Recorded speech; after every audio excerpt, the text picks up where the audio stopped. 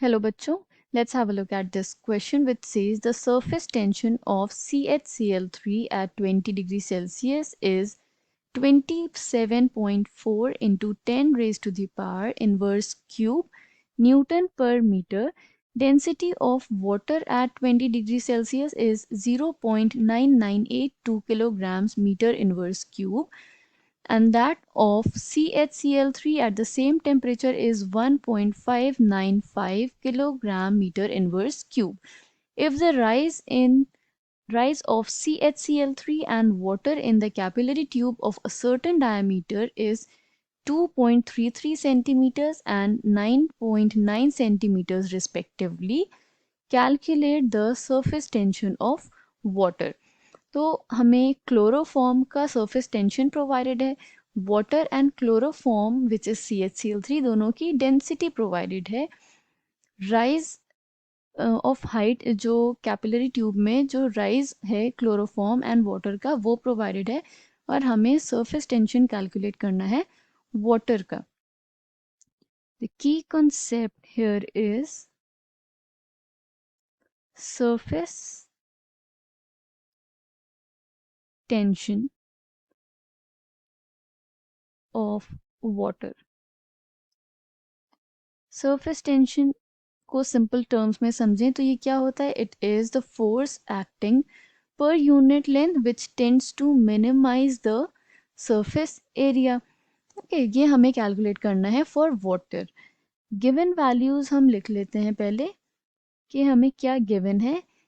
Surface tension जिसको हम S से डिनोट करते हैं, ये हमें किसका प्रोवाइडेड है, CHCl3 क्लोरोफॉर्म का, which is 27.4 into 10 raised to the power minus 3 Newton per meter.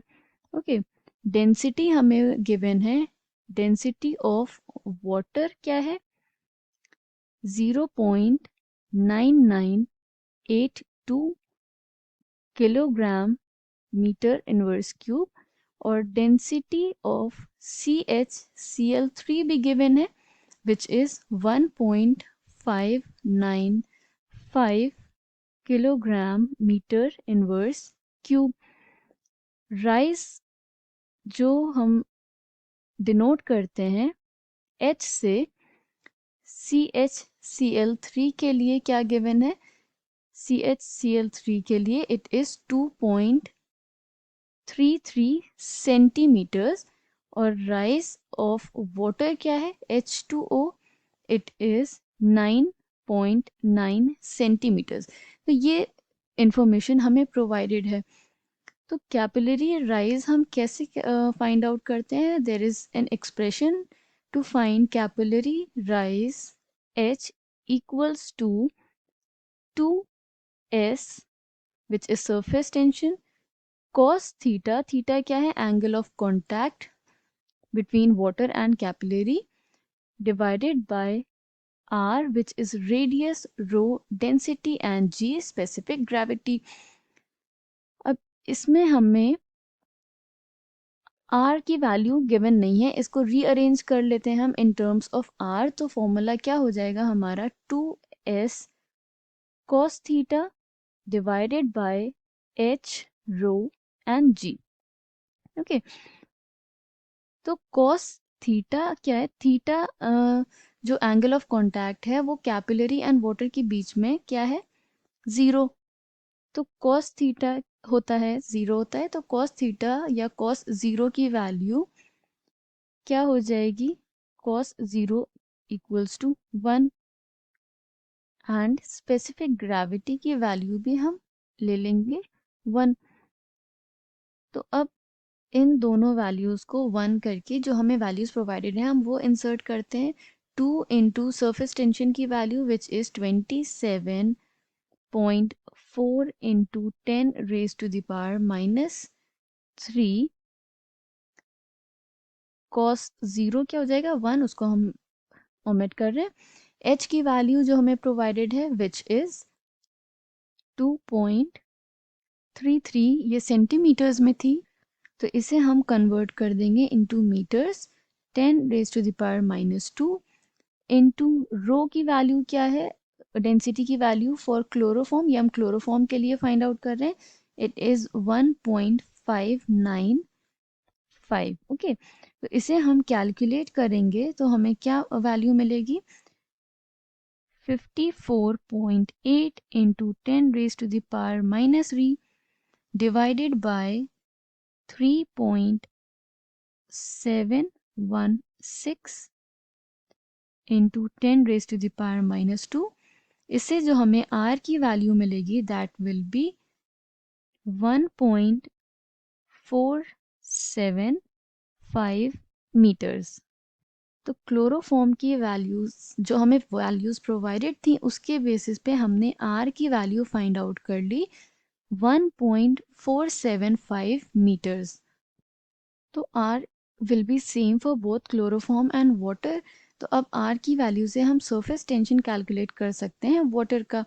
हम सेम फॉर्मूला यूज़ करेंगे which is H, which is capillary rise, equals to 2s cos theta divided by r rho g। अब यहाँ हमें क्या values provided है, हमें ये सारी वैल्यूज़ पता है, h r rho g cos theta। हमें s की वैल्यू फाइंड आउट करनी है। ओके, तो इसको हम s के टर्म्स में लिख लेंगे, सरफेस टेंशन के टर्म्स में। तो ये क्या हो जाएगा, s equals to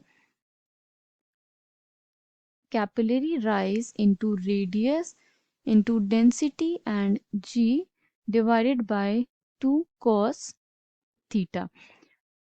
cos theta again will be 1 क्योंकि 0 है, theta is equal to 0 degree, तो cos theta 1 हो जाएगा। g भी 1 है। अब हम वैल्यूज़ इंसर्ट कर देते हैं तो हमें क्या मिलेगा, अब हम h की वैल्यू वाटर के लिए क्या थी, इट वाज 9.9 सेंटीमीटर्स, राइट। तो 9.9 सेंटीमीटर्स को मीटर में कन्वर्ट कर देंगे, divide multiplied by 10⁻² into radius जो हमने कैलकुलेट किया विच वाज 1.475 इंटू रो की वैल्यू क्या है वाटर के लिए, हमें प्रोवाइडेड है डेंसिटी इज 0.9988।